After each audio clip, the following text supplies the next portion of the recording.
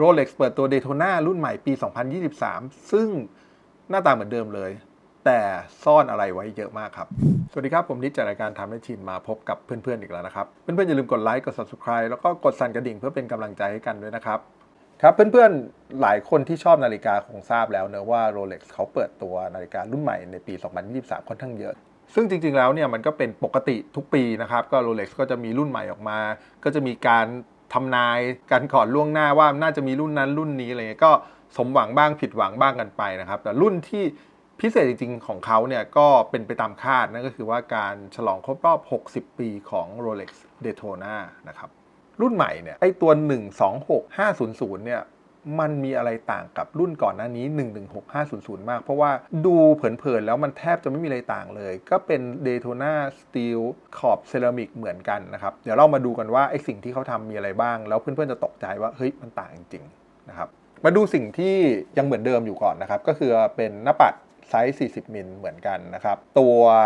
ลักความกว้างของขาเนี่ยที่ใส่สายเนี่ยก็คือจะอยู่ที่20มิลเท่าเดิมนะครับไม่ได้เพิ่มขึ้นเหมือนพวก Submariner ที่ขยายเป็น21มิลนะครับอันนี้คือ2อย่างที่เหมือนกันความหนาเปลี่ยนแล้วนะครับจาก 12.4 มิลเหลือเพียงแค่ 11.9 มิลก็คือลดลงไป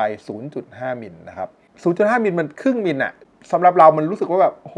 มันแทบไม่มีผลมั้งแต่ว่าเวลาอยู่บนข้อมือเนี่ยพวก 0.5 มิล 1 มิล 0.7 มิลของนาฬิกาเนี่ยมันมีผล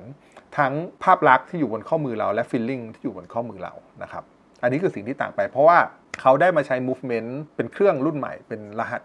4131 นะครับซึ่งก็เลยทำให้เขาลดทอนชิ้นส่วนบางอย่างได้มันก็เลยทำให้เครื่องเนี่ยมันบางลงแล้วเขาก็เลยทำตัวเรือนได้บางลงเข้าไปอีกนะครับอันที่2ที่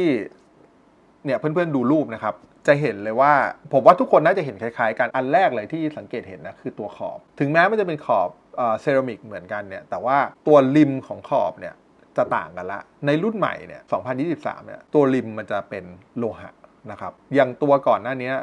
เซรามิกก็จะเป็นเซรามิกทั้งขอบเลยดำทั้งขอบเลยนะครับ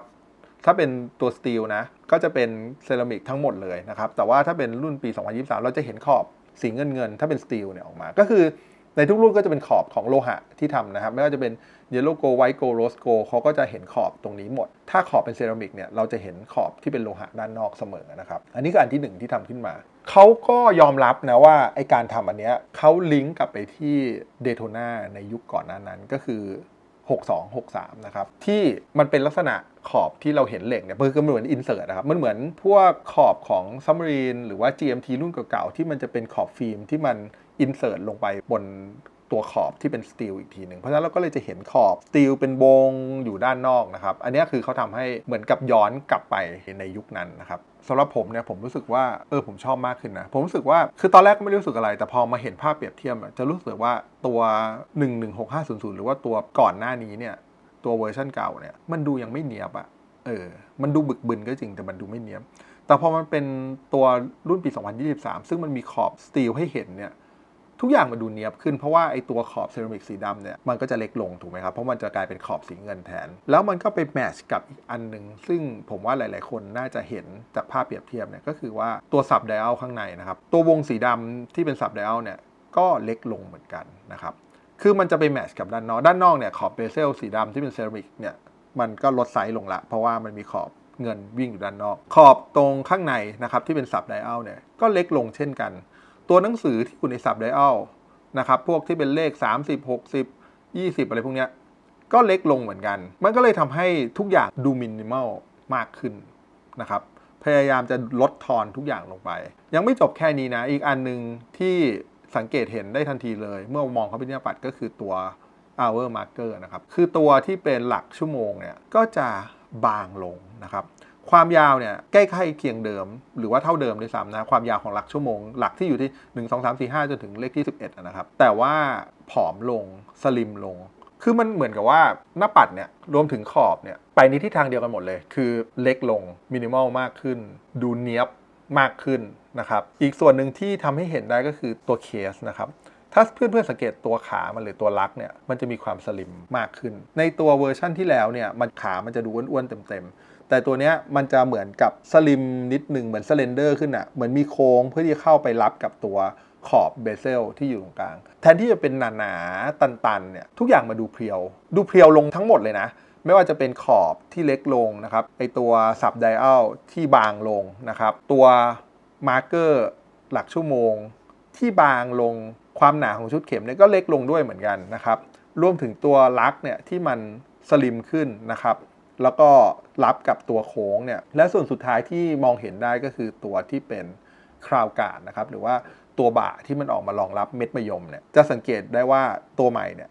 มันจะยาวขึ้นคือมันจะยาวออกมาจากตัวเรือนมากขึ้นนะครับแล้วก็เข้าไปหาเม็ดมะยมมากขึ้นทำให้เม็ดมะยมเนี่ยกับตัวคราวการ์ดเนี่ยมันกลมกลืนกันมากขึ้นตัวก่อนนั้นเนี่ยเม็ดมะยมมันเหมือนจะยื่นออกมาจาก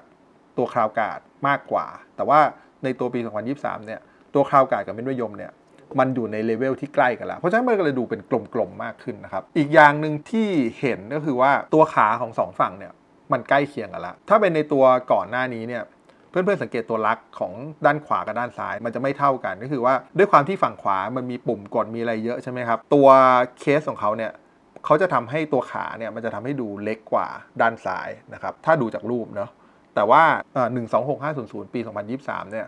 ตัวขาตัวลักเนี่ยทั้งซ้ายและขวาเนี่ยโดยรวมเวลาเรามองด้านภาพตรงเนี่ยอย่างภาพเนี้ยที่มาเปรียบเทียบให้เห็นเนี่ย126500กับ116,500เนี่ยสิ่งที่ทำให้เห็นเลยคือเหมือนกับว่ามันเนียบขึ้นมันดูมินิมอลแล้วก็ดูลักชัวรี่มากขึ้นอาจจะด้วยความที่มันมีขอบสตีลมากขึ้นทุกอย่างมันเล็กลงทุกอย่างมันดูแบบมันดูโตขึ้นนะครับแล้วมันก็มีความบางอย่างที่มันไปเกี่ยวข้องกับรุ่นที่ผ่านๆมาในอดีตของ Rolex Daytona เช่นตัวขอบมันก็จะไปละไม้คล้ายคลึงกับ Daytona 6263นะครับตัวหลักชั่วโมงที่บางลงเนี่ยถ้าเพื่อนๆหยิบไปเทียบเนี่ยมันก็เหมือนตัว16520นะครับที่เป็นเครื่องซีนิตนะครับตัวเนี่ยตัวหลักชั่วโมงก็จะเป็นบางๆแบบนี้ก่อนที่เขาจะเปลี่ยนมาเป็น116500เนี่ยซึ่งหนาขึ้นมาคือถามว่าดูแค่นี้ก่อนนะคือผมรู้สึกว่าผมชอบรุ่นใหม่ คือรุ่นเก่าตอนแรกก็ชอบอยู่แล้วนะเราก็เคยมีนะครับก็ชอบมันอยู่นะครับแต่พอมันเป็นรุ่นใหม่เนี่ยดูจากรูปเนี่ยผมรู้สึกว่าทุกอย่างมันดูแบบมันดูรีไฟน์ขึ้นมันดูละเอียดละออมันดูโซฟิสติเคทมากขึ้นมันดูแบบ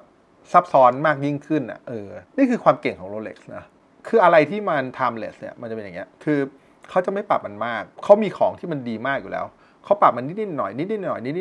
ยจนกระทั่งมันแบบมันแทบจะลงตัวด้วยของมันเองแล้ว Daytona 3-4 รุ่นที่ผ่านมาคนที่ไม่ได้สนใจนาฬิกาอาจจะมองว่ามันคือ Daytona Submariner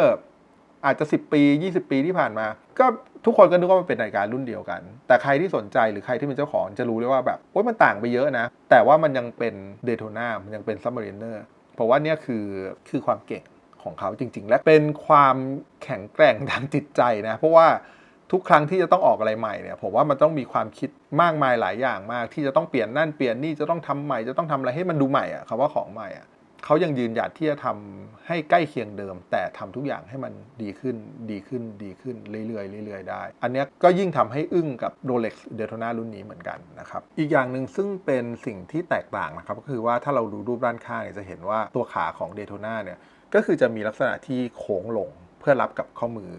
มากยิ่งขึ้นเข้าไปอีกนะครับคือ Daytona เนี่ยเป็นนาฬิกาจับเวลาที่บางแล้วก็ใส่สบายอยู่แล้วนะถ้าเทียบกับนาฬิกาจับเวลาของยี่ห้ออื่นๆนะครับแต่เขายิ่งทำให้มันยิ่งใส่สบายมากขึ้นไปอีกผมว่าหลังๆเนี่ยเราเห็นสาวๆใส่ Daytona เยอะหรือว่าอาจจะเอาใจตลาดเอเชียมากขึ้นด้วยนะครับการที่เขาทำตัวลักเนี่ยให้มันโค้งลงมารับเนี่ยซึ่งปกติ Rolex ไม่เจอนะ